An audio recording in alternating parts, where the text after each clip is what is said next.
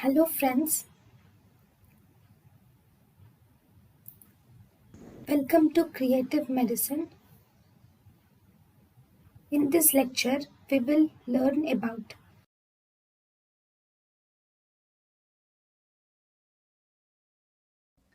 85 IPC. In 85 IPC, nothing is an offense when act is done under involuntary intoxication. For example, if person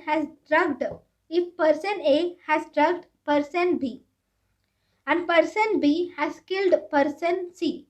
Now person B is not has not done any offense because person B has been drugged, and as a result he does not know what has happening to him, and he does not know that what he has done is an offense because this is an involuntary intoxication. 86 IPC. In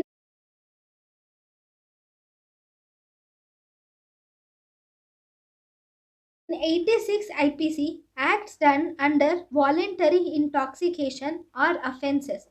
If the patient has, for example, in voluntary intoxication, B went to a bar and he has drunk alcohol by himself, and he went to C's house and killed C. So now B has drunk by himself. So this is a voluntary intoxication. If he has killed C in voluntary intoxication, then this is an offense. So act done under voluntary intoxication are offenses.